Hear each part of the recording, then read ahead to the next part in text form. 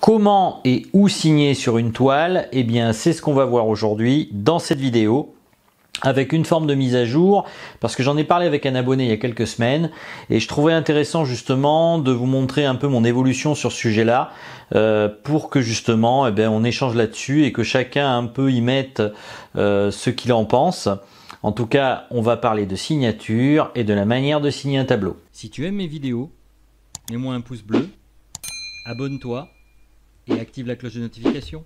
Bonjour et bienvenue sur cette chaîne. Alors avant de commencer à parler de ce sujet, je vous invite à vous abonner à ma chaîne si ce n'est pas encore fait, vu qu'on traite de tous les sujets qui sont liés à la peinture. Et je trouve important justement de vous abonner si vous souhaitez continuer à recevoir mes vidéos sur le sujet. Alors je suis un peintre amateur et j'essaye d'apporter un maximum de valeur et vous partage mon évolution au fur et à mesure. C'est d'ailleurs pour ça aujourd'hui que je fais cette nouvelle vidéo sur les signatures. J'en avais déjà fait une par le passé, mais je trouve qu'il est important justement de refaire un peu une mise à jour parce que j'ai un peu évolué sur le sujet et je trouve ça assez intéressant. Alors tout d'abord, comment signer une œuvre, quelle qu'elle soit? Eh bien, je pense que la signature en elle-même, c'est lié à l'ego en fait, et que quelque part il y a un peu une part d'ego et on a envie que notre signature se voit.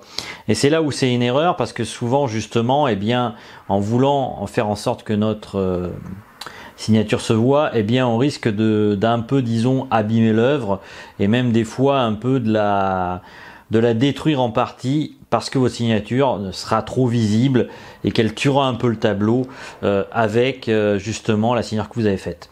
Alors moi j'ai un peu évolué là-dessus. Quand j'étais plus jeune, je faisais des signatures qui étaient vachement apparentes. J'aimais faire des signatures qu'on voyait un peu de tous les côtés. Et je m'aperçois qu'en fait avec le temps, c'est pas forcément bon parce que déjà ça rend laid votre tableau. Et puis deuxième chose aussi, c'est que la signature en fait, c'est comme je vous dis une histoire d'ego et qu'en fin de compte, ce qui compte c'est simplement qu'on sache qui est l'auteur et qu'il n'y a pas forcément besoin que cette signature soit hyper visible. Alors moi ce que je vous conseille pour signer, j'ai justement des feutres de ce style-là, c'est-à-dire des feutres Posca pour signer. J'en avais déjà parlé d'ailleurs dans la vidéo que j'avais fait sur les signatures, mais je dirais qu'en fait vous allez mettre juste votre nom et vous allez la placer à un endroit disons qui vous convient. Alors ça peut être à droite, à gauche. Il y a aussi la possibilité par exemple de le mettre sur la tranche. Moi je sais que je vais le faire désormais notamment pour mes tableaux abstraits. Mais vous pouvez aussi, pour des tableaux par exemple purement figuratifs, la mettre sur la droite, moi c'est mon cas, ou sur la gauche, ça c'est au choix. Et ce que je trouve important aussi, c'est de se mettre dans l'idée que la signature, elle doit pouvoir se fondre dans le tableau et pas forcément être un gros pâté trop visible, sauf si effectivement vous avez une signature qui est artistique et qui est belle en soi, pourquoi pas. En tout cas, c'est quand même mieux que la signature ne se voit pas non plus trop. Et moi, je trouve qu'avec le temps, en fait, je m'aperçois d'une chose, c'est que quand on signe un tableau, ce qui est bien, c'est de le signer dans les tonalités du tableau. C'est-à-dire que je m'explique. C'est-à-dire que si vous avez par exemple un fond foncé, vous allez prendre par exemple un feutre Posca qui va être foncé et qui va pas trop jurer avec, disons, la toile. Du coup, votre signature sera peut-être pas forcément visible à part si vous vous approchez de la toile et si la personne veut savoir qui vous êtes, mais l'avantage c'est qu'en tout cas votre œuvre sera gardée dans votre intégrité. Donc ça c'est une de mes avancées là-dessus. Je m'aperçois qu'en fait parfois on est gagnant à pas forcément montrer la signature. Alors j'ai une toile justement où j'ai fait ça. Je ne sais pas si vous comprenez ce que je veux dire, c'est-à-dire que par exemple si vous avez un fond foncé, par exemple signé dans une tonalité de couleur qui est un peu similaire, style marron foncé et marron clair, ça va pas trop jurer et votre signature se verra très peu. Mais par contre, si les personnes veulent savoir qui vous êtes, il suffira qu'elles s'approchent du tableau et bien sûr, elle verra qui vous êtes. Pour les informations autres, à savoir date de création, votre adresse, votre numéro de téléphone, tout ce que vous voulez, ce que je vous conseille, c'est de le mettre à l'arrière de la toile. Ça, je l'avais déjà dit. Et puis, pourquoi pas aussi utiliser un tampon pour certifier votre toile. Ça, c'est aussi une manière de signer sa toile. Moi, je sais que je vais en commander un prochainement. Ça fait longtemps que j'ai ça dans l'idée. Et maintenant, dorénavant, quand je recevrai ce tampon, je mettrai mon tampon à l'arrière de la toile, ce qui fait que les gens verront que c'est une de mes créations.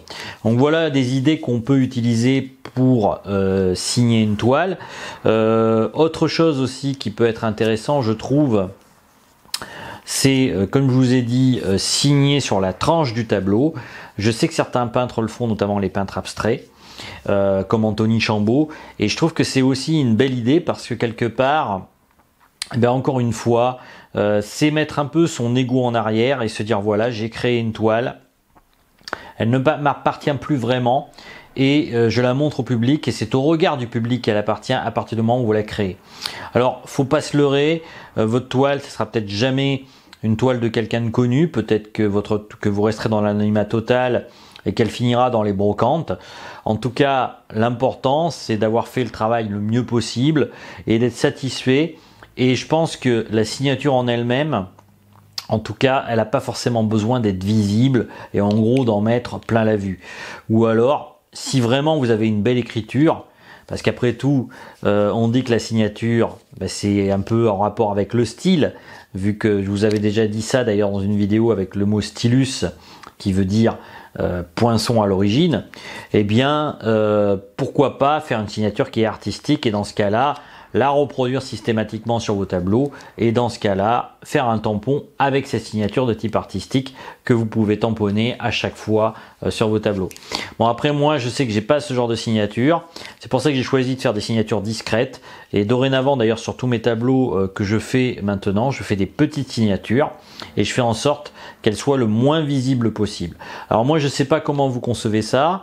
Je sais pour avoir parler avec Robert Grillet, qui est un de mes abonnés sur cette chaîne et qui a aussi une chaîne que je vous invite à aller voir, eh bien que lui se posait aussi des questions sur là, donc c'est aussi pour ça que j'ai fait cette vidéo et je pense en tout cas que pour certaines œuvres il peut être utile, comme le fait notamment donc l'auteur Anthony Chambaud, de signer sur la tranche.